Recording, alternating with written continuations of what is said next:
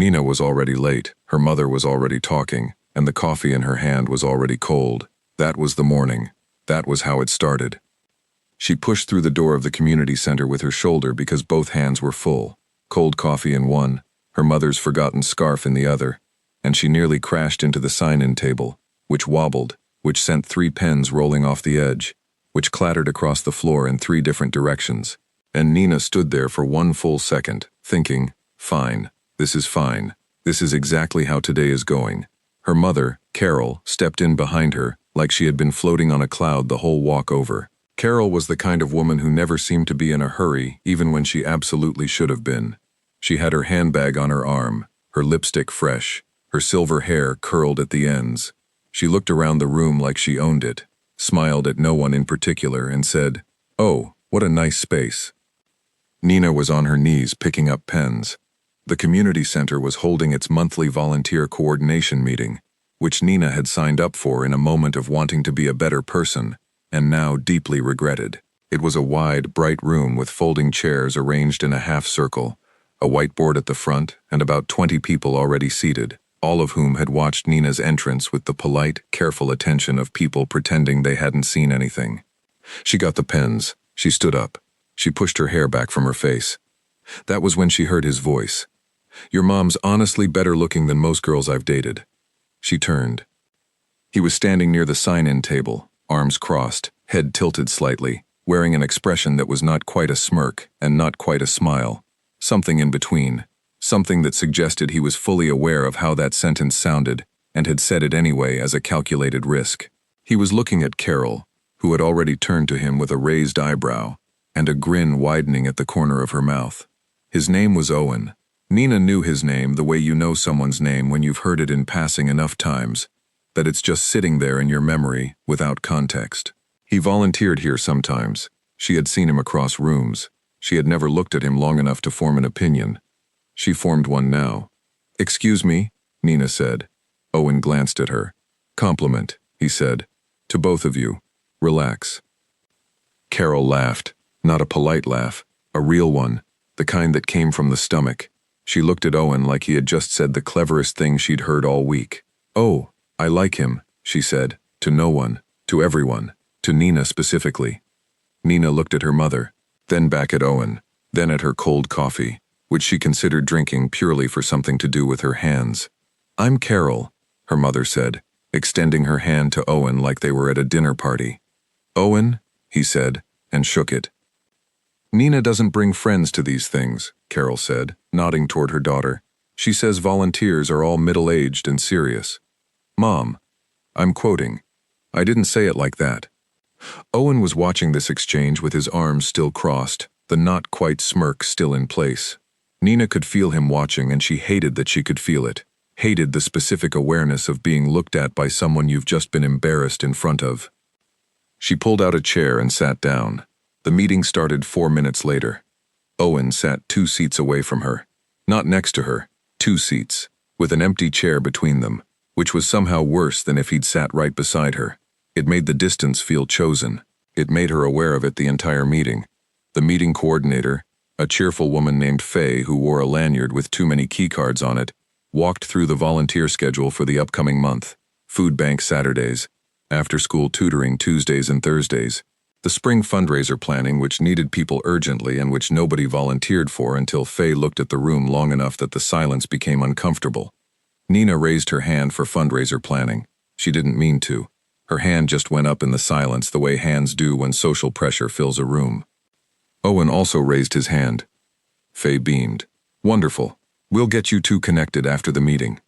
Nina stared at the whiteboard. Carol, seated next to Nina, leaned over and whispered, "He's very charming." "He said you were hotter than his ex-girlfriends, Mom." "Yes," Carol whispered back, clearly pleased. "He did." After the meeting, Faye handed Nina a printed sheet with logistics for the fundraiser planning, dates, a shared folder link, a list of tasks. She handed the same sheet to Owen, who glanced at it and then at Nina. "So," he said. "So," she said. "Spring fundraiser. Apparently." He nodded. He looked down at the sheet. She looked down at hers. They were reading the same document in parallel, like two people trying very hard to seem unaware of each other. "I'm a good organizer," Owen said. "Good for you." That wasn't sarcasm. "I'm actually useful for this kind of thing." She looked up at him. He looked back. Up close, he had the kind of face that took a second to fully process, not immediately striking but quietly notable, like a word you have to say twice before it sounds right. His eyes were calm. That was the word for it. Calm. Like he was not especially worried about how this conversation went. She found that irritating. "I don't actually care what kind of organizer you are," she said. "We're planning a bake sale, not a corporate merger.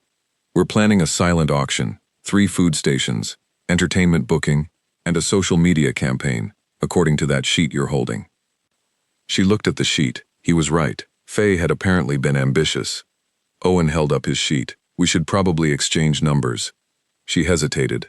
Not dramatically, just for a beat, just long enough for it to exist as a hesitation, and then took out her phone. Carol appeared at Nina's shoulder out of nowhere, the way mothers do. "Are you exchanging numbers?" "For the fundraiser, Mom." "Of course," Carol said, in a tone that suggested she believed absolutely none of that. She patted Owen on the arm as she passed. "It was lovely meeting you, Owen." "You too, Carol." He said her mother's name like he'd known it for years. Easy. Comfortable, like he was already someone who belonged in the orbit of Nina's life, taking up space she hadn't offered him. Nina typed in her number, handed him her phone to add his, got it back. "I'll text you about the first planning meeting," Owen said. "Sure," she said. She left with her mother. She did not look back. She wanted to. In the car, Carol sat with her handbag on her lap and said nothing for almost a full minute, which was the loudest possible way Carol knew how to communicate that she had thoughts. "Don't," Nina said. "I didn't say anything." "You're thinking loud." Carol adjusted her seatbelt. "He's very comfortable with himself." "He's a lot. People who are comfortable with themselves usually are." Nina turned onto the main road. The heater in the car clicked on. The coffee, long abandoned in the center console, was now practically refrigerated.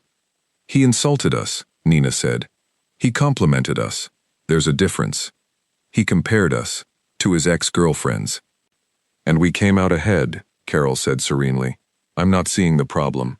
Nina said nothing. She kept her eyes on the road. The problem was not the joke. She knew that. The problem was that it had worked. Not on Carol, who was easy to charm and always had been, but on Nina. For 1 second, standing there with 3 pens on the floor and cold coffee in her hand and a room full of strangers watching her, she had laughed. Real, unguarded, the breath knocked out of her in the best way. He had gotten through the door before she thought to shut it. That was the problem. Her phone buzzed on the drive home. She didn't check it until she parked in front of her building. Owen had already texted. The message said, "For the record, I wasn't lying about Carol." Below it, a second message.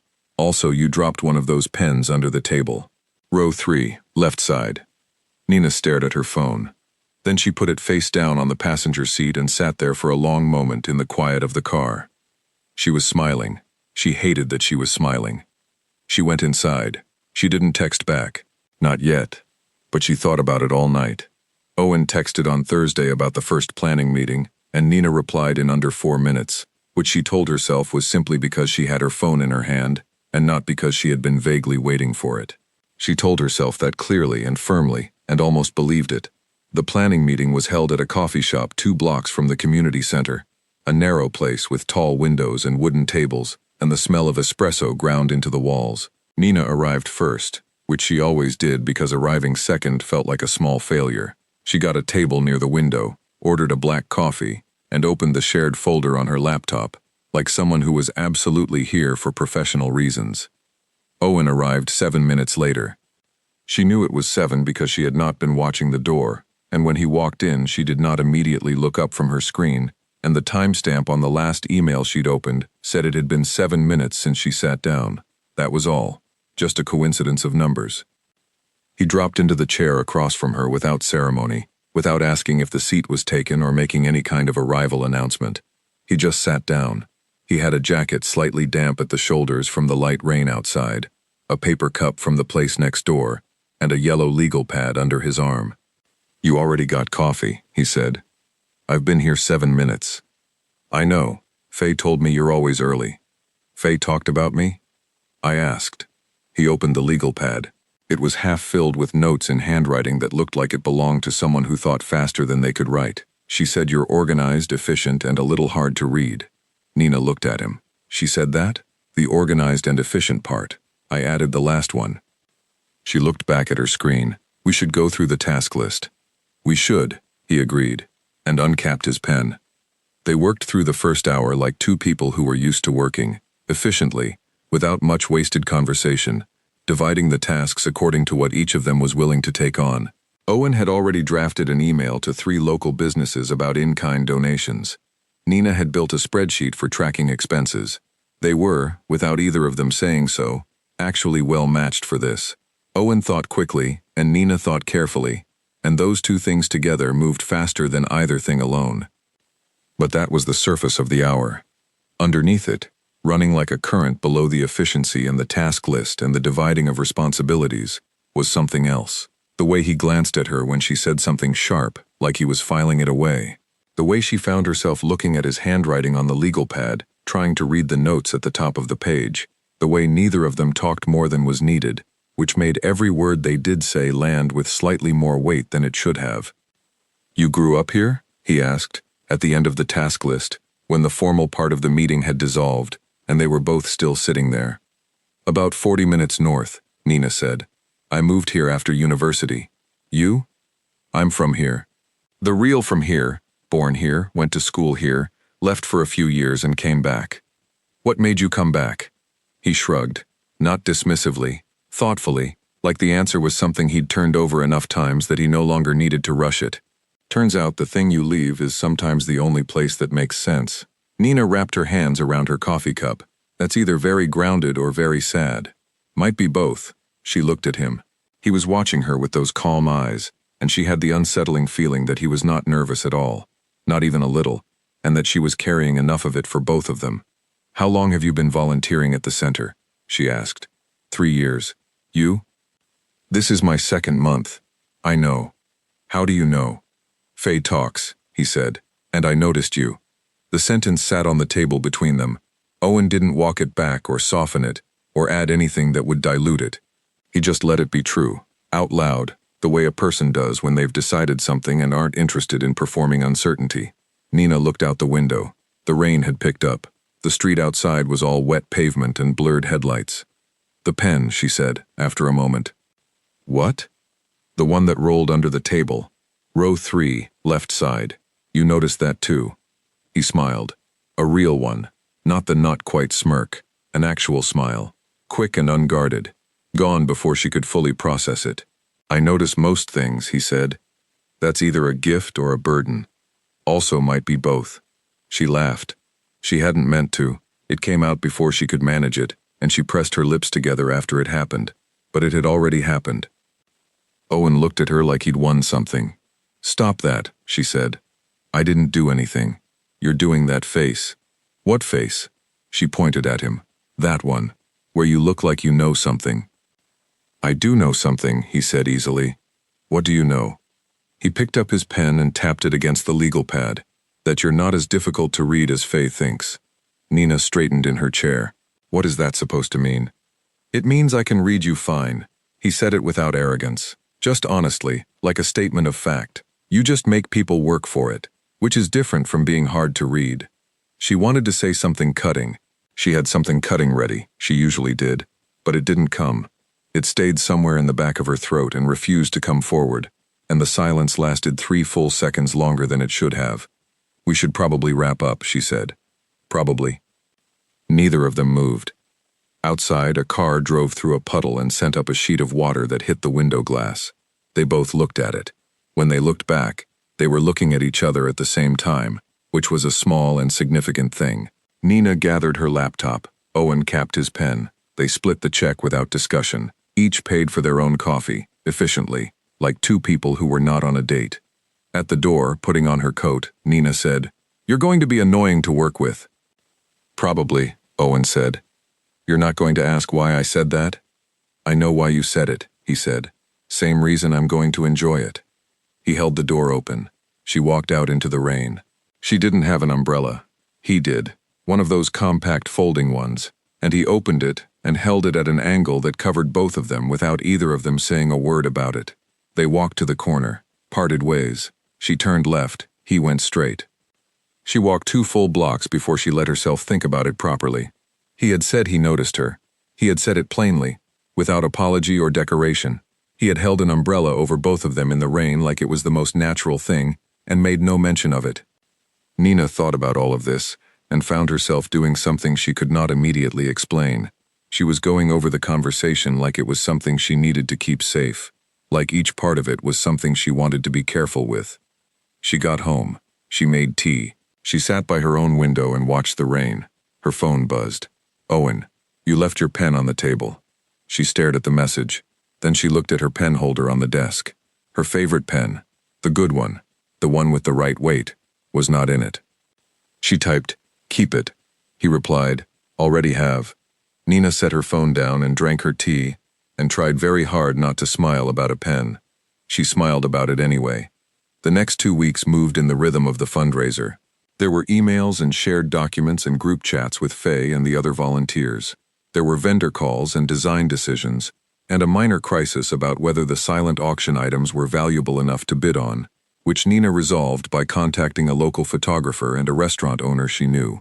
There was always something to do, and Owen was always doing his part of it before she could ask. That was the thing she noticed first. He didn't need to be reminded. He didn't need to be followed up with. She would think of a thing that needed doing, and find, half the time, that he had already done it, or was halfway through it. It was both convenient and deeply inconvenient, because it left her without the frustration she had been using to hold a certain feeling at arm's length. They met in person 3 more times that month, once at the coffee shop again, once at the community center to walk through the space with Faye, once at a printing shop to approve the flyers, which took 45 minutes because Owen had opinions about fonts and Nina had opinions about Owen's opinions, and the woman behind the counter watched them debate point size with the patient expression of someone who had seen couples argue about less. They were not a couple. Nina was very clear about this, in her own mind, at all times. Owen, for his part, never pressed. He didn't flirt in the obvious way, no comments about how she looked, no manufactured closeness, no reaching for her hand, or finding reasons to stand near her.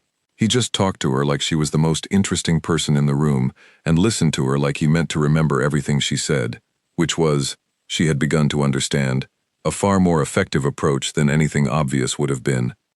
In the middle of the second week, they had a phone call about catering options that turned into a 2-hour conversation about something else entirely, about where each of them had expected to be by now, and where they actually were, and how those 2 maps didn't match up the way they'd planned. Owen talked about the years he'd spent in a city that never felt like it belonged to him. Nina talked about the version of her life she'd been building since she was 22, the precise and organized version, and how sometimes she looked at it and felt like she was standing outside of it rather than inside. She hadn't said that to anyone before. She wasn't sure why she said it to him. "You keep your feelings very neat," Owen said when she'd finished. "Is that a criticism?" "Observation. It sounds like a criticism. Neat can be a strength," he said. "Depends what it costs you." She sat with that. The apartment was quiet around her. Her tea had gone cold again. "What does it cost me?" she asked, because she wanted to hear what he'd say. Owen paused, not because he didn't have an answer, but because he was choosing it carefully. "I think," he said, "that you know when you feel something before you let yourself know you know it, and I think the gap between those 2 moments is where you live most of the time." Nina said nothing.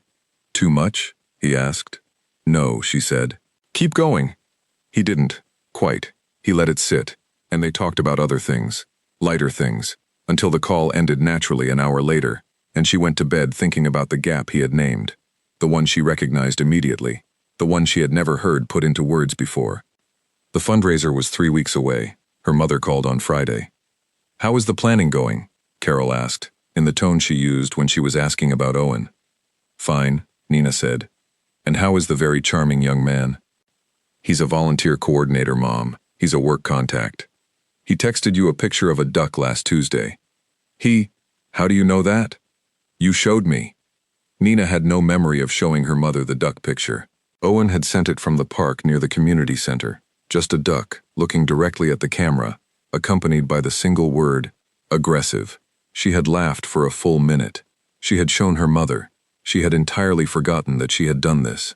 That's irrelevant, Nina said. Nina, her mother said, with the specific warmth of a woman who had watched her daughter talk herself out of good things before. Let it be something. It's not anything yet. Yet, Carol repeated, and Nina could hear the smile. She got off the phone. She sat on her couch. The apartment was in its usual state of organized calm. Everything in its place. Everything as she'd arranged it. She thought about what Owen had said, about the gap, about where she lived. She looked at her phone. She looked at the last text he'd sent, 3 days ago, about the catering confirmation. She typed nothing. She put the phone down. She picked it up. She typed, "My mother asked about you." She sent it. She stared at the ceiling. Owen replied in 2 minutes. "What did you tell her?" Nina typed, "That you're a work contact." Owen, "And what did she say?" Nina smiled at her phone in the empty apartment. She typed, "She said yet." A pause, 3 seconds, 5. Owen, smart woman. Nina set the phone on the cushion beside her and sat with the warmth that moved through her chest and refused to be organized or filed or managed in any way she could name.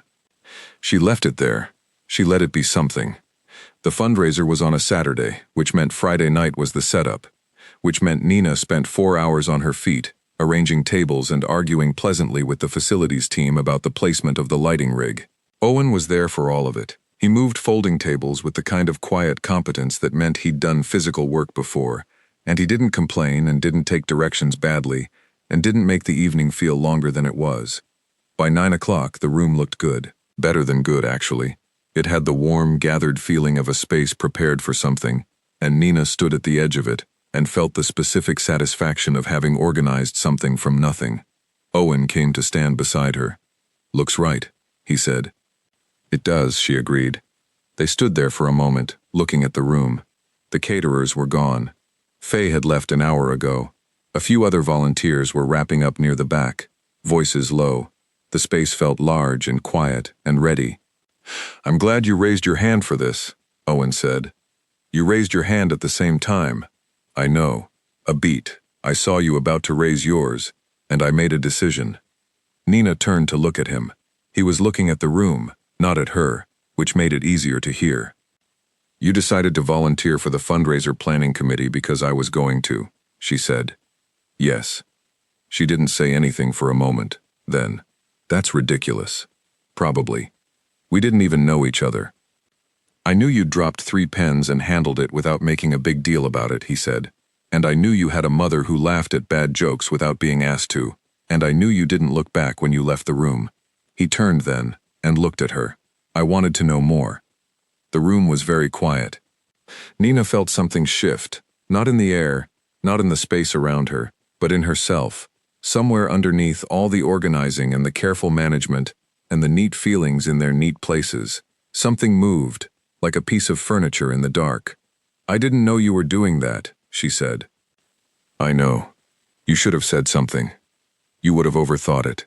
She opened her mouth, closed it. He was right, and they both knew it, and she was not going to confirm it out loud. Owen turned back to the room. "I like working with you," he said. "I like that you're actually good at this, and I like that you're hard on yourself about it even when you shouldn't be, and I like that you sent your mother a photo of a duck before you'd even thought about whether it was something you'd normally do." "I didn't." She stopped. "You knew about the duck?" "Your mother told Faye. Faye told me. It was very funny." Nina put her face in her hands. "I'm going to have a conversation with my mother about appropriate boundaries." Owen laughed. A real laugh, easy and sudden, and it filled the prepared room and made the space feel inhabited.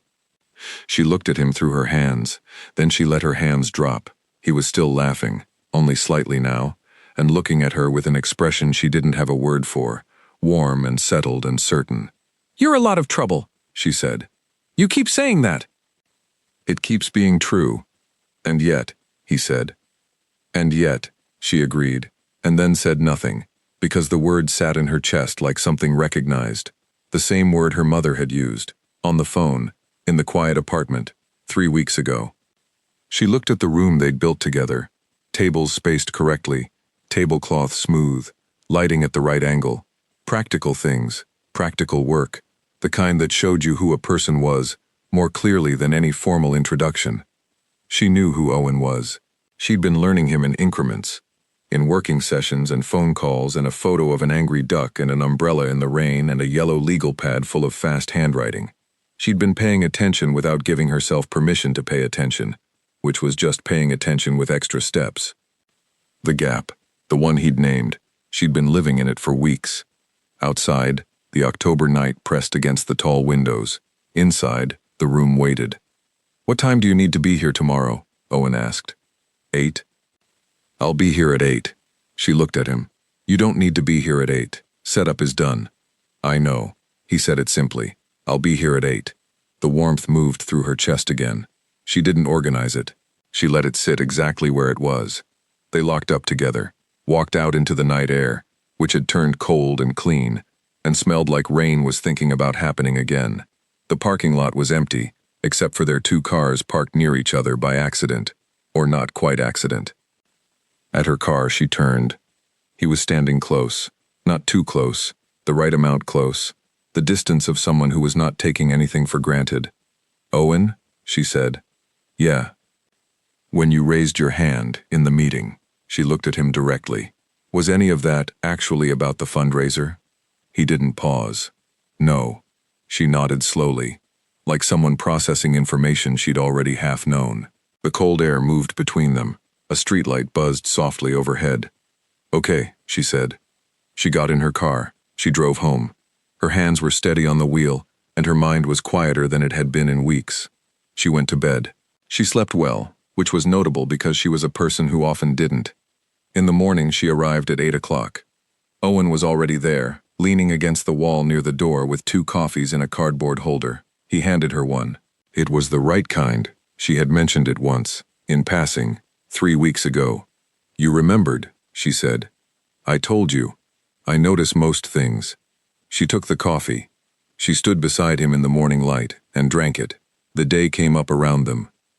The fundraiser ran for 6 hours and raised more money than Faye had projected, and Carol arrived at noon and hugged Owen like she'd known him for years, and Nina watched her mother do this from across the room and felt, simultaneously, annoyed and grateful, and something else, something warm and complicated she was no longer trying to file away.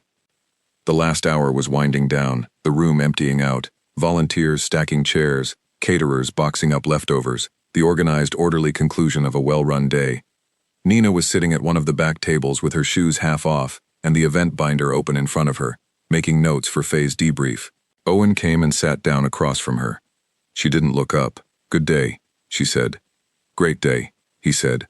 She kept writing. He sat there, comfortable in the silence the way he always was, not needing it to be filled. She put down her pen.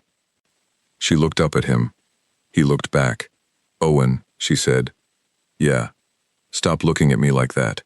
"Like what?" "Like you're waiting." "I am waiting," he said. "For what?" He smiled. The real one, the quick one that she'd been collecting in the back of her mind without realizing she was doing it. "For you to finish the math," he said. "You always finish the math." She looked at him for a long moment. The room moved around them, voices, chairs, the end of the day. None of it touched the table where they were sitting. She had finished the math. She'd finished it 3 weeks ago and then kept doing it again, adding up the same numbers, arriving at the same answer, checking her work. The answer didn't change. The answer was the same every time. "I'm done," she said. "I finished it." And you know what I got?" Owen nodded slowly. He didn't look surprised. He looked like a person at the right place at the right time, which was exactly where he'd been putting himself, she now understood, since the moment she'd dropped 3 pens on a Tuesday morning. "Okay," he said. "Okay," she said back. The room finished clearing out around them.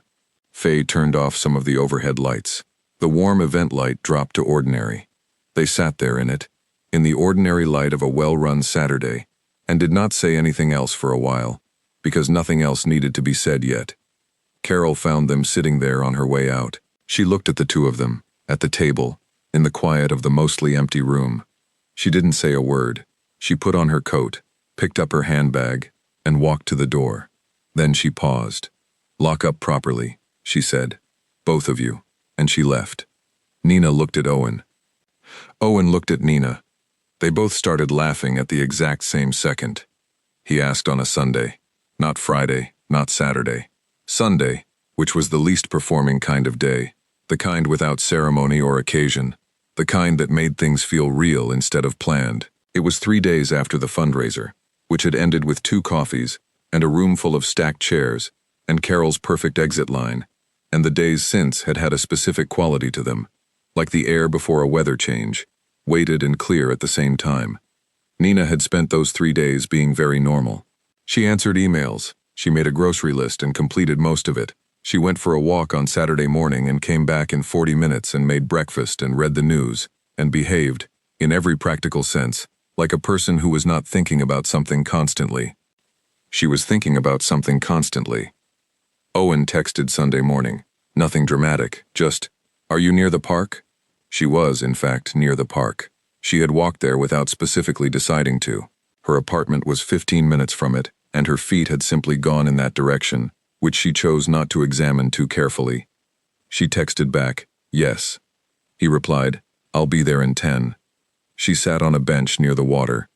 It was a mild morning, the sky doing that particular October thing, where the light came in at a low angle and made everything look slightly more significant than it was. Ducks on the pond, 2 kids chasing each other around the far path, a couple with a dog that was not responding to any command being issued to it.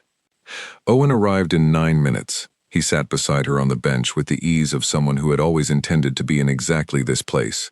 "Hi," he said. "Hi," she said. They watched the ducks. "That's the one," Owen said, nodding toward a duck at the edge of the pond. It was facing them with an intense, unblinking expression. "Is it?" "Same aggressive energy," he said. "Can always spot it." Nina looked at the duck.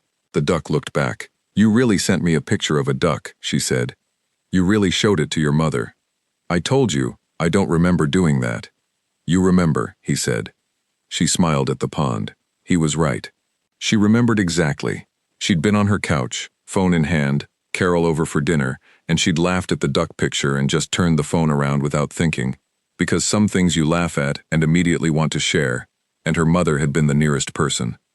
That was the thing she had not let herself look at too carefully, the nearest person, the one she'd wanted to share things with, the one she'd shown a duck picture to, the one whose voice she looked for in every room she walked into. Owen was not a work contact. He had never been a work contact. The morning sat around them, easy and real. "I've been thinking," Owen said. "I know. You've been thinking too." "I know." He turned to look at her. She turned to look at him. They were very close on the bench in a completely ordinary way, the way people are when they're sitting on the same piece of furniture, and neither of them is pretending it's a significant thing. "This is the part," Owen said, "where I ask you something." Nina's heart, which she would have described as a practical and reliable organ that she had never had particular feelings about, did something she didn't have a technical term for. "Okay," she said. Owen looked at her, calm, settled, not nervous at all, or if he was nervous, it was buried somewhere she couldn't find it. His hands rested easy on his knees. The morning light caught the side of his face. "Want to go out with me?" he said. 5 words. No architecture, no preamble, no explaining himself, no building toward it. Just the thing itself, plainly, like handing her a glass of water. "Here, this is what I have. Do you want it?" Nina looked at him for a long moment. She thought about the first day, the pens, the cold coffee, the way he'd said something completely unreasonable about her mother, and made the whole room laugh, including her. She thought about the coffee shop and the legal pad and the rain and the umbrella that covered both of them without a word about it. She thought about the phone call and the gap he had named, the place where she lived between knowing something and letting herself know it. She thought about the fundraiser morning and the right coffee, already ordered, held out to her without her asking. She thought about her mother saying "yet" in the way only Carol could, like she was seeing 6 moves ahead and had already decided how she felt about all of them. She thought about the duck. "Yes," Nina said. Owen nodded once. Easy. Like that was always where they were going, and the only question had been the route. "Okay," he said. "Okay," she said. They sat there for another minute in the ordinary Sunday morning. Then Owen stood up and held out his hand to help her off the bench. A small, easy, deliberate thing, and she took it, and they walked. Not anywhere specific, just the path around the pond. The aggressive duck watched them pass with deep skepticism, and Nina laughed, and Owen looked at her sideways when she laughed, the way he always did, like he was noting something for later. "You should know," Nina said, as they rounded the far bend of the path, "that my mother is going to be insufferable about this." "I like Carol," Owen said. "That's very unfortunate for me. She'll be happy." "She'll be impossible," Nina said. "She'll say she knew from the moment you made that joke. She'll bring it up constantly. Every time she sees you, she'll tell that story." Owen considered this. "Honestly," he said, "it was a good joke." Nina looked at him. He was almost smiling. Not quite. The held-back version. The one that meant he found himself funnier than he was letting on. She had learned this expression. She had catalogued it without meaning to. "It was not a good joke," she said. "It made you laugh. Against my will." "Still counts," he said. She shook her head. She was smiling. She had stopped trying to manage that. They walked until the path curved back toward the bench they'd started on, the full loop, the complete circle. The morning had warmed slightly. The kids from earlier were gone, the couple with the dog finally out of sight somewhere. The park had that mid-morning quality of being occupied without being crowded, people living their Sunday with loose attention and no particular urgency. Nina stopped at the bench. "I have a question," she said. "Okay." "The day of the meeting, the first one, when you made the joke about my mom." She looked at him. "Did you know I was going to be there?" Owen met her look. Faye's volunteer newsletter has a listed attendance section. Nina stared at him. "You read the volunteer newsletter?" "I have for the last 2 months." "Owen." "To be fair," he said, "it's well written. Faye puts real effort in." Nina put her hands over her face. He had read the volunteer newsletter. He had showed up knowing she'd be there and made a joke about her mother and made her laugh without her permission and raised his hand for a fundraiser committee and built them months of proximity out of a 5-minute attendance section in a community newsletter. "That's," she said, from behind her hands, "either very sweet or slightly unhinged." "Might be both," he said. She laughed, hands still over her face. He put one hand briefly on her shoulder. Light, easy, just there for a second, and then took it back. She dropped her hands. She looked at him in the morning light, this person she had been collecting in small pieces without a plan, who had apparently been doing the same thing with more intention. "Take me for coffee," she said. Owen looked at her. "Right now?" "Right now." He checked his watch, an actual watch, the kind with a face, which she had noticed before, and filed away without knowing why. "It's 9:40 on a Sunday," he said. "Ideal coffee time. I was going to suggest brunch." "Oh," Nina said. "Okay, brunch then. There's a place 2 streets over." "I know the one." "I know you know," he said. "You went there twice last week." She stopped walking. "How do you know I went there twice last week?" He opened his mouth, closed it. For the first time in their entire acquaintance, Owen looked mildly caught. "Faye," he said. "You and Faye need to have a conversation about what constitutes personal information." "Agreed," he said, "starting Monday." She started walking again, toward the park gate. He fell into step beside her, and the distance between them was smaller now, naturally, without either of them adjusting, just the way the walking arranged itself. "For what it's worth," Owen said, after a moment, "I wasn't reading your brunch schedule. Faye mentioned it because she's also been watching this very closely, and is invested in the outcome." "Faye is invested in..." Nina stopped walking again. "Faye has been invested in this. Very much so." "Since when?" "She put us both on the fundraiser committee on purpose," Owen said. "She claims she needed the help. I think she thought we'd be good for each other." Nina looked at the sky, then at the pavement, then at Owen. "Is everyone around me matchmaking?" Carol, Faye, and I believe the woman at the print shop had suspicions as well. The print shop woman. She asked if we were together after we debated fonts for 30 minutes. She seemed disappointed when I said no. Nina shook her head slowly. She was laughing, the real kind. The kind she had not been able to prevent since the first morning when 3 pens rolled across a floor, and a man she didn't know said something ridiculous, and looked at her like he meant to keep looking. This was the thing. That was what it came to. Walking toward a brunch restaurant on a Sunday in October, the morning light low and clear, and the person beside her steady and present, and not going anywhere. She had been the last to know, which meant she'd been surrounded by people who could see it before she could, and she had taken her time getting here, and none of that mattered now because here was here. She had finished the math. The answer was yes. They had brunch. They sat at a window table at the place 2 streets from the park, which had good coffee and bread that arrived in a basket still warm, and they talked for 2 hours without running out of things to say, which Nina understood was not a small thing. She had run out of things to say with people in 40 minutes. She had sat across tables from perfectly reasonable individuals and watched the conversation deplete itself like a battery draining, and she had smiled and finished her coffee and been relieved when it was over. She did not run out of things to say with Owen. They talked about their families and their work, and the books they'd read recently, and the ones they'd started and abandoned, and the weird specific things that made them laugh. They disagreed about 2 things and agreed about 12 things and one topic. A particular film that Nina thought was overrated turned into a 20-minute conversation that neither of them wanted to end, which was its own kind of data point. He paid for brunch. She let him, which surprised her. She was the kind of person who divided checks without discussion, who felt uncomfortable with the asymmetry of someone paying for her. But he did it quietly and without making it significant, just picking up the bill the way he'd held the umbrella in the rain, and she found that she didn't need to argue about it. Outside the restaurant, she tucked her coat around herself. "So," Owen said. "So," she said. "Tomorrow's Monday." "I know what comes after Sunday," she said.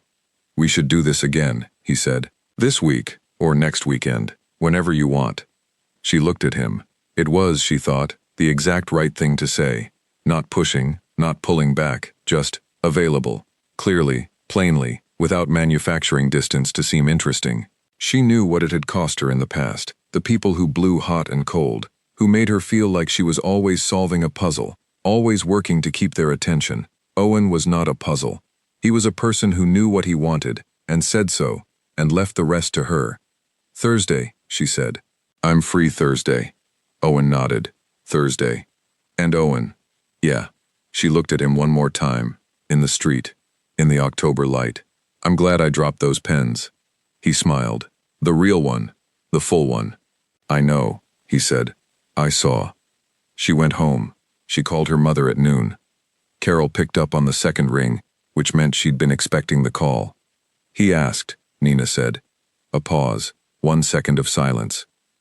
"I know," Carol said, and Nina could hear the full and satisfied warmth of a woman who had predicted this on the very first morning, in a wide, bright room, when she shook the hand of a young man who'd said something completely unreasonable and meant every word of it.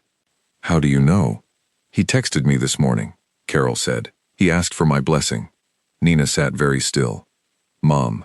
"He was very polite. He texted you for your blessing. At 8:15. I thought that was a respectable hour."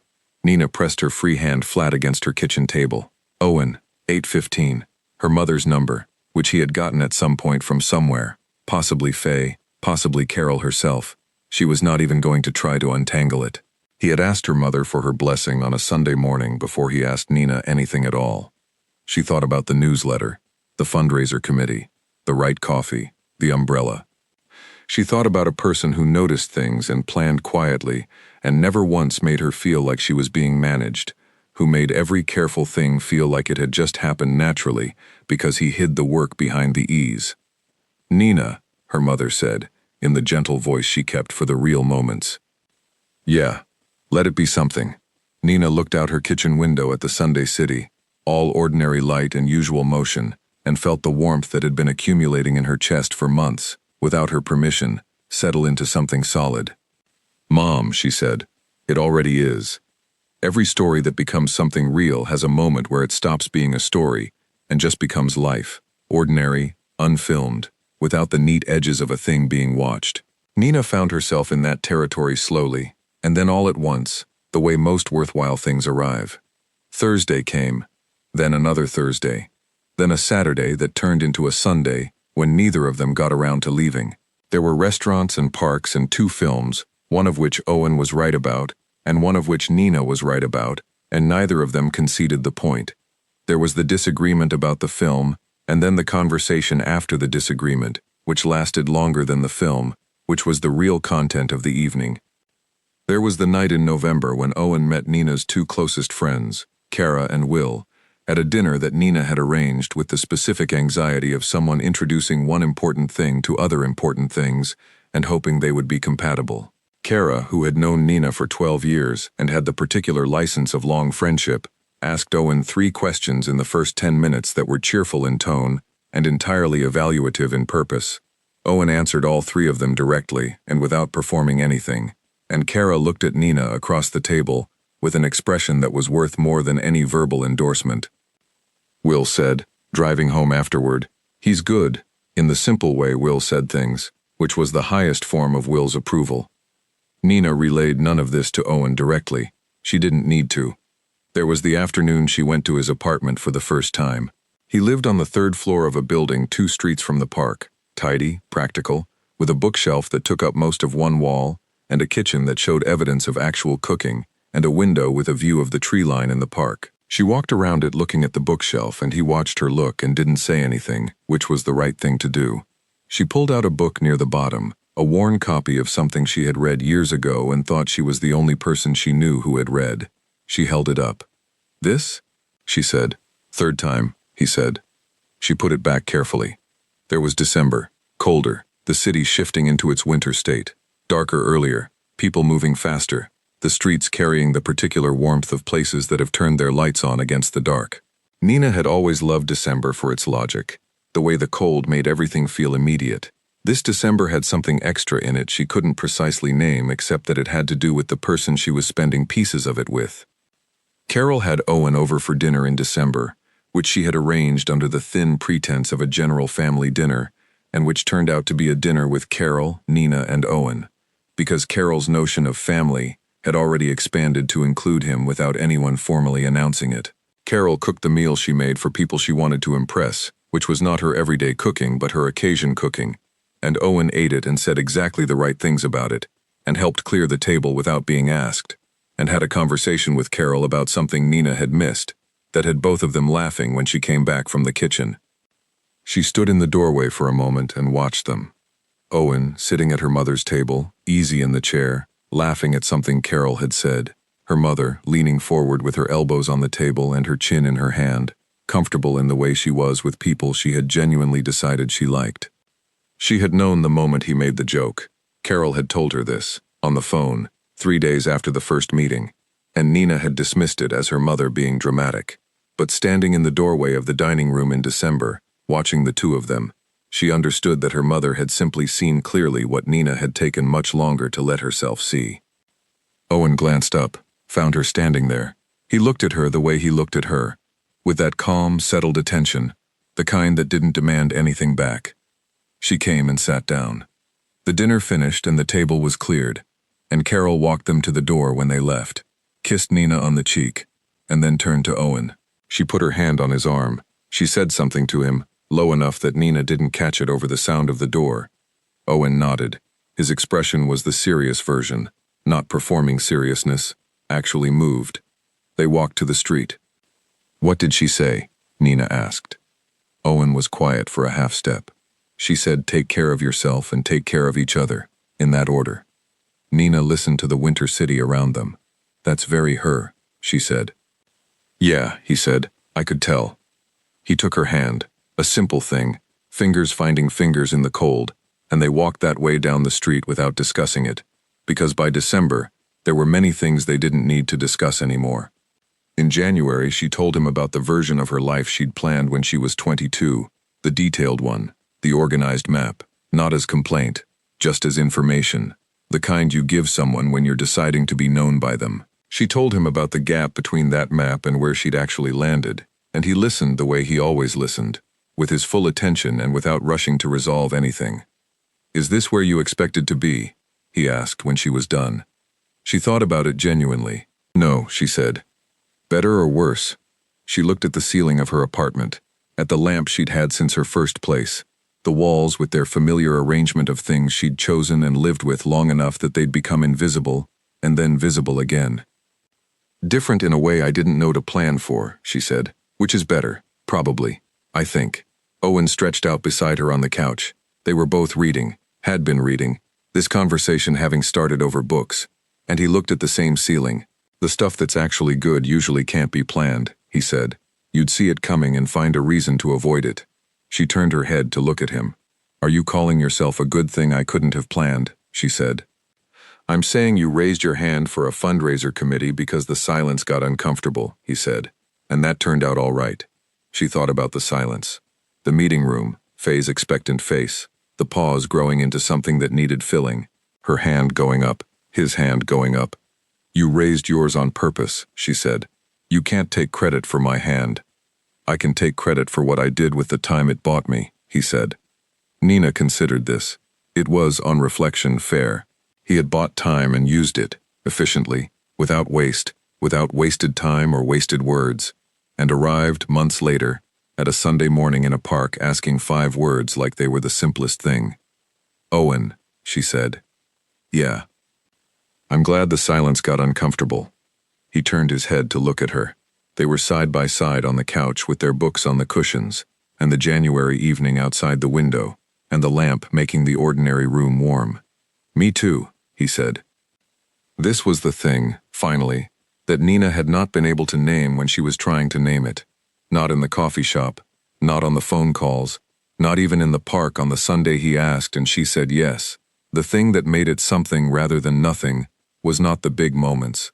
It was not the first joke or the umbrella or the fundraiser morning or the bench and the 5 words.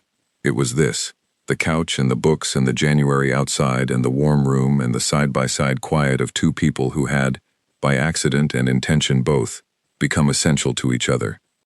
She went back to her book. He went back to his. The lamp hummed, the night moved.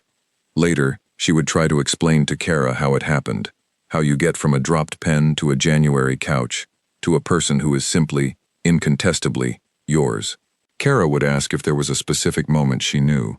Nina would think about it seriously. She would think about the joke, about the pens, about the umbrella and the newsletter and the Sunday park and the 5 words. She would think about Carol saying "yet" on the phone, and Owen texting for her blessing at 8:15 on a Sunday morning, and the worn book on the bottom shelf, and the December street, and the hand-in-hand walk through the cold. No, she would tell Kara, there wasn't one moment. It was all of them in a row. Kara would nod. That's usually how it works, she'd say. Nina would think later about how the first thing he ever said to her was the wrong kind of thing in exactly the right way. A joke, ridiculous, and warm, and aimed at her mother, who laughed and liked him immediately, and who had always been, when it came to these things, much faster than her daughter. Carol had known in the time it took to shake a hand.